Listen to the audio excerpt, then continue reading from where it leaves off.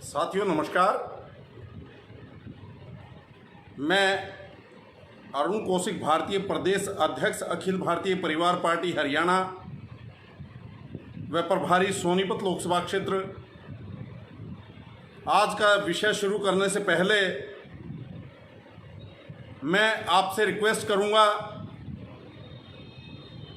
कि मेरा YouTube channel Arun Kaushik भारतीय के नाम से है। जिस भी साथी ने सब्सक्राइब नहीं किया है, मेरे YouTube चैनल को सब्सक्राइब करें ताकि मैं जनहित के मुद्दे आपके समक्ष लाता रहूं और अपना संघर्ष जारी रख सकूं।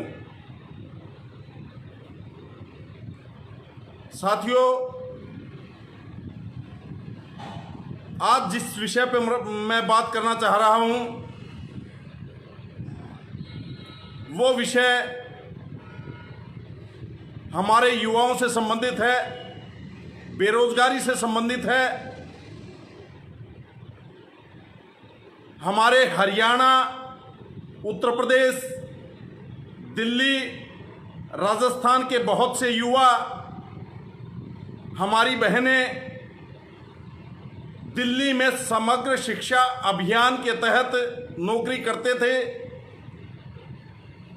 उनमें ज़्यादा महिलाएं हैं।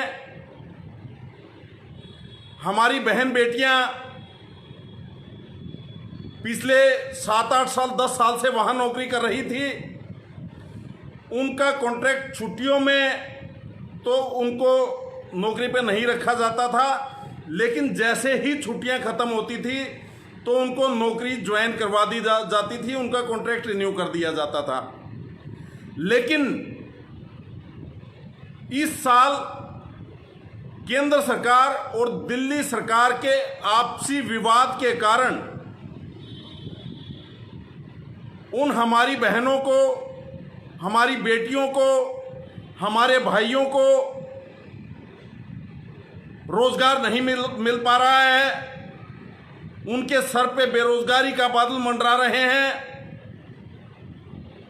दिल्ली सरकार और केंद्र सरकार की हठधर्मिता के कारण ये सब हो रहा है। लगभग हमारे 4000 भाई बहन समग्र शिक्षा अभियान के तहत दिल्ली नौकरी करते थे।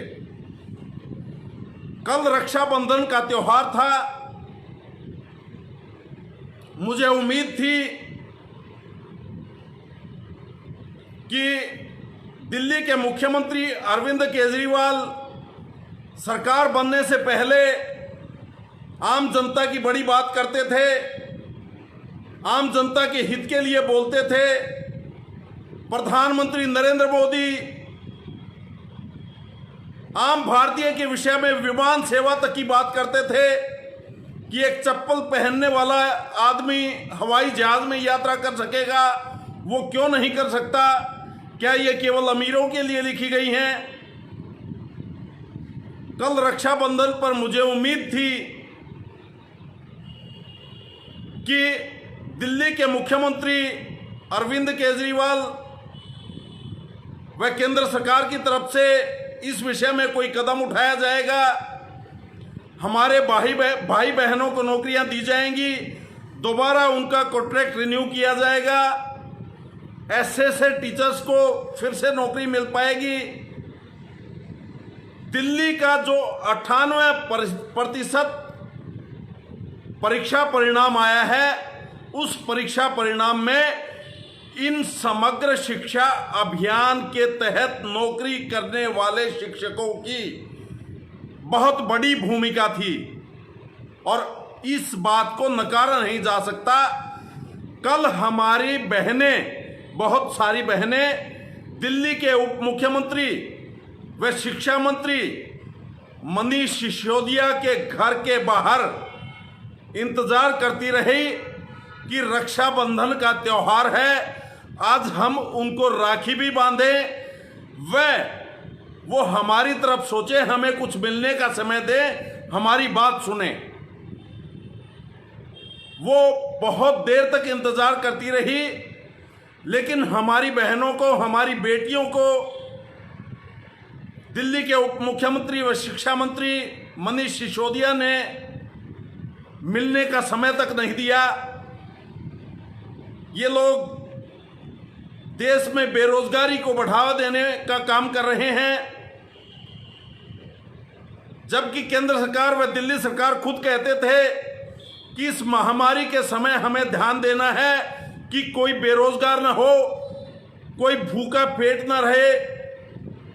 यहां बेरोजगार भी हो रहे हैं और भूखे पेट भी रह रहे हैं। जो ये लगभग 4000 शिक्षक हैं, इन 4000 शिक्षकों के साथ इनके कम से कम 2-2 बच्चे और इनके माँ बाप अवश्य इनके साथ हैं। तो 6-6 लोग, हर आदमी के साथ 4 से 6 लोग आज भूखे मरने के कगार पे हैं। बेरोजगार तो ये लोग हो ही गए हैं। तो रक्षाबंधन के इस पर्व पे भी हमारी ये उम्मीद, इन बहनों की, इन बेटियों की उम्मीद, जिनको मिलने का समय तक देना उप मुख्यमंत्री दिल्ली ने मुनासिब नहीं समझा, इनकी उम्मीदों पर पानी फेर दिया, तो ये जनहितैषी होने का कैसा दावा करते हैं। मैं दिल्ली सरकार व केंद्र सरकार से पुनः हाथ जोड़ के निवेदन करूंगा कि अपनी हठ धर्मिता छोड़ के, अपनी आपसी राजनीति छोड़ के इन हमारे भाई बहनों को, हमारी बेटियों को जल्दी से जल्दी नौकरी देने का कष्ट करें। इसमें 60% तनख्वाह केंद्र सरकार देती थी और 40% हिस्सा इनकी तनख्वाह में दिल्ली सरकार की तरफ से होता था।